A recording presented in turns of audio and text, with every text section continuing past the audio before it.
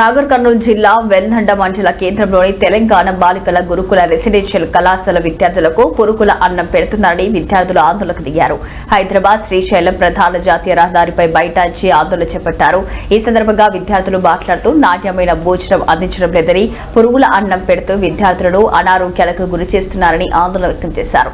పురుగుల అన్నం తిని విద్యార్థులు అస్వస్థకు గురవుతున్నారని వాపోయారు. మున్సిపల్ స్వర్ణలత ఏకపక్ష నిర్ణయాలతో విద్యార్థులను భయభ్రాంతులకు గురిచేసి వారి ఆరోగ్యాలతో చెలగాటమాడుతున్నారని మండిపడ్డారు. వెంటనే ప్రిన్సిపల్ సస్పెండ్ చేయాలని, విద్యార్థులకు నాణ్యమైన భోజనం అందించారన్నారు. ఘటనా స్థలానికి చేరుకున్న పోలీస్ అధికారులు, ప్రజాప్రతినిధులు నచ్చజెప్పి ఆందోళన చేయమని విజ్ఞప్తి చేయగా విద్యార్థులు ససేమిరా అన్నారు. తహసీల్దార్ క్రాంతికుమార్, ఎస్ఐ కురుమూర్తిపై అధికారులకు ఫిర్యాదు చేసి సమస్యలు పరిష్కరిస్తామని హామీ ఇవ్వడంతో పాటు కళాశాల ప్రిన్సిపల్ క్షమాపణలు కోరడంతో విద్యార్థులు ఆందోళన విరమించారు.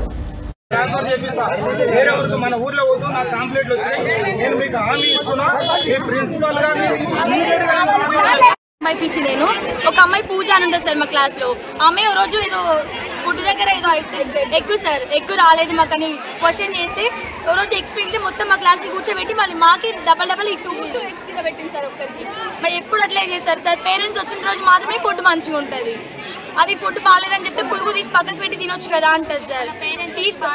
వండిన ప్రతిరోజు ఫుడ్ సగం అక్కడ పోయినాకనే మా దగ్గరికి వస్తుంది సార్. నేను కూడా తింటున్నా అంటది, అది సరిపోకపోతే నేను తింటలేను అంటది. అన్ని ఆమెని మాట్లాడుతుంది సార్. మాకు అర్థం కూడా అవుతలేదు అసలు ఏం చేయాలో. తీసేయాలి సార్ ఆమె సార్. మీరు కన్విన్స్ చేసిపోయినా 2 వీక్స్ తర్వాత నెక్స్ట్ జరిగేది అదే. నెక్స్ట్ ఇయర్ మా ఫస్ట్ ఇయర్స్ వాళ్ళు కూడా ఫేస్ చేసేది ఇదే.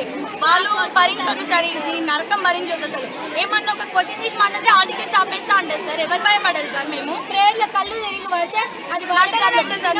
కాబట్టి అది వాళ్ళ ప్రాబ్లం అని ఒక్క మాట బయట కింద కూర్చొని తింటురమ్మా, అది మా ప్రాబ్లం కాదని చెప్తారు తప్పించి, మేడం సరే నేను మంచి ఫుడ్ తెప్పిస్తా, మంచి రైస్ తెప్పిస్తా తినూరి అని మాత్రం ఏనాడు అనలేదు సార్.